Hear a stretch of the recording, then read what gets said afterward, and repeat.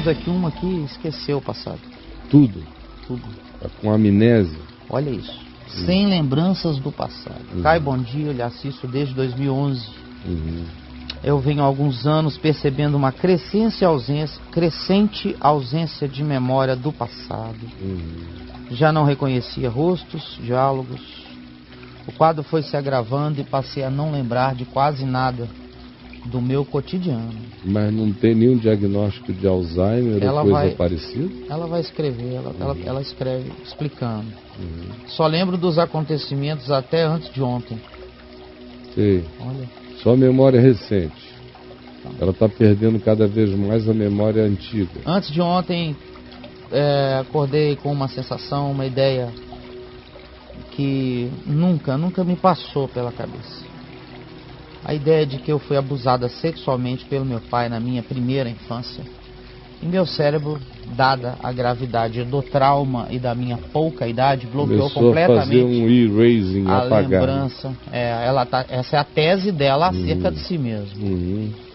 A lembrança do ou dos eventos. E desde então fui aprendendo a realizar bloqueios de todas as experiências ruins posteriores. Bom, se ela tem um histórico que conscientemente hoje ela detecta, isso pode ter profundamente a ver com a história inteira. Porque se você vai bloqueando, é aquilo que eu digo sempre. Você vai fazendo sombras compressas na sua alma. Você vai pegando fantasmagorias e vai comprimindo. É como quando o computador te pergunta, você quer comprimir essa memória? Botar naquele zip ali? Dá um zip no arquivo. Um zip no arquivo? Zipou o arquivo. Você vai zipando. Vai zipando, fechando, vai botando em lugar oculto. Vai. Mas chega uma hora, meu querido, que toda essa memória compressa, e pela descrição até aqui dela, foram muitas coisas em relação às quais ela aplicou o zipamento, foi fazendo memórias compressas, chega uma hora que a alma dela está saturada de memórias compressas. Aí isso pode se transformar já em algo que se configure como um conjunto desse significado, que passa a se tornar agora a sentença dela. Ela foi fazendo isso de maneira semi-deliberada, às vezes mais, às vezes menos deliberada, apenas como mecanismo de evasão, de fuga, de enfrentamento de problemas. Mas chegou uma hora em que ela fez tanto isso que isso virou um modus operandi. Suicida. O cérebro dela começou a trabalhar nesse sentido de apagar, porque o comando era só esse.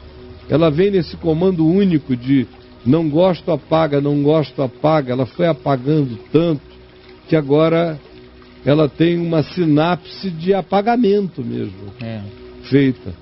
Entrou, cai. E se for coisa ruim, apaga mais rápido ainda.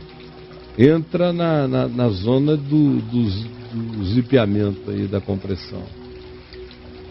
Eu sempre apresentei rejeições em relação a ele, meu pai, né? Inexplicavelmente desde muito pequeno. Eu não tive uma infância normal, era classificada como estranha, autista. Comecei a me masturbar muito pequeno. Pensei até hoje que tinha descoberto aquilo sozinha. E hoje começo a desconfiar que não. Um evento estranho, mal explicado, até hoje é contado pela família com risos.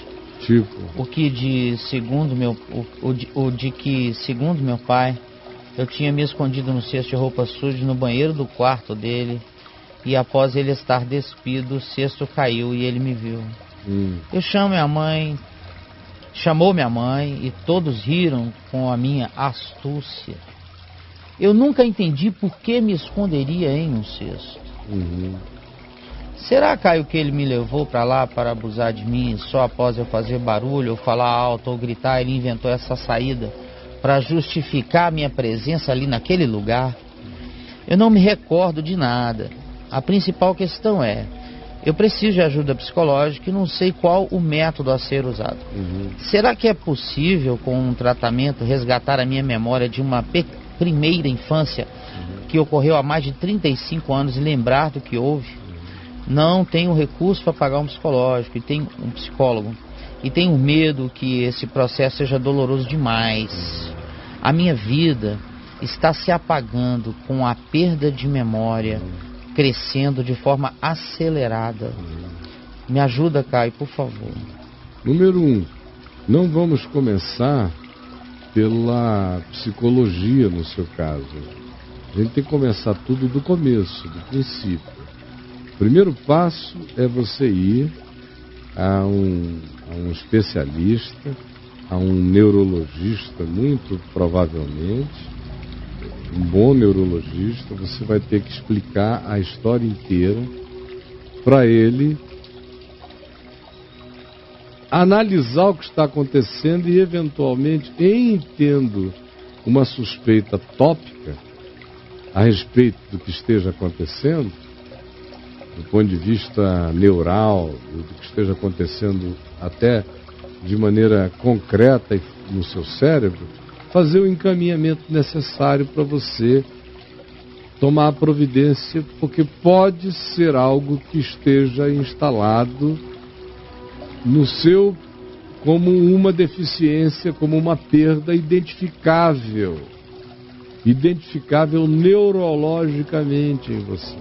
Se for uma perda neurologicamente identificável, você vai ter que fazer um tratamento compatível, com medicação, com tudo o que implique no tratamento, para parar o processo de apagamento de memória.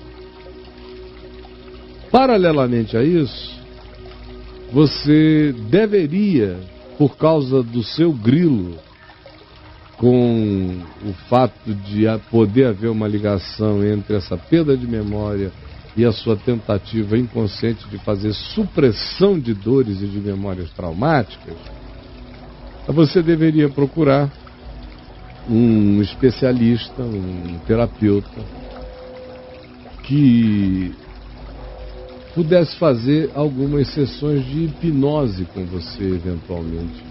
Ou, se não de hipnose, alguém que usasse o método de deixar você extremamente relaxada, para que você tivesse o tempo suficiente para ir expondo todo e qualquer sentimento e emoção que vá brotando da sua mente e coração, porque às vezes no processo do relaxamento que nos deixa e permite falar livres, coisas até então tapadas e vedadas começam a aparecer espontaneamente.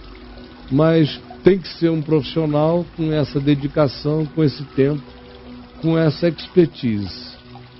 A hipnose é, de certa forma, algo que eu reputo um tanto perigosa, porque frequentemente a gente vê o hipnotizador já tão induzido pelas queixas do hipnotizado, e o hipnotizado já tão convicto das suas próprias coisas e idiosincrasias, que às vezes a hipnose nada mais é do que a facilitação e favorecimento da criação e da construção de imagens fictícias que não correspondem à realidade passada. Isso às vezes acontece.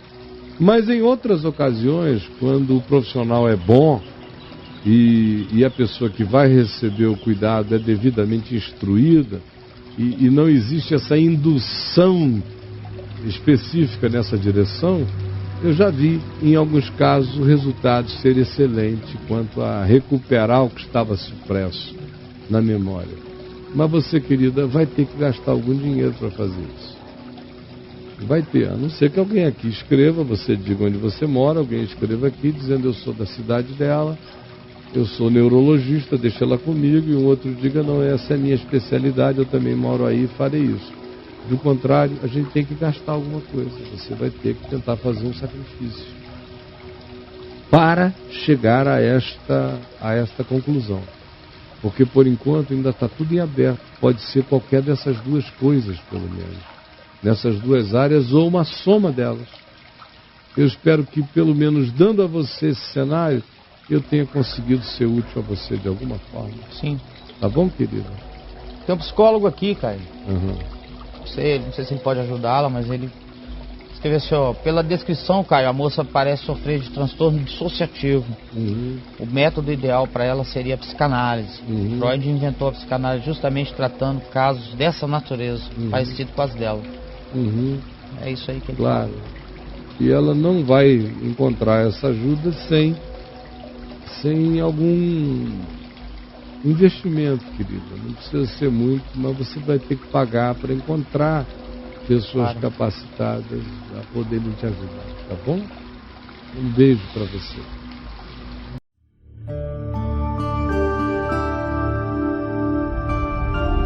Vem me ver TV. O canal é você.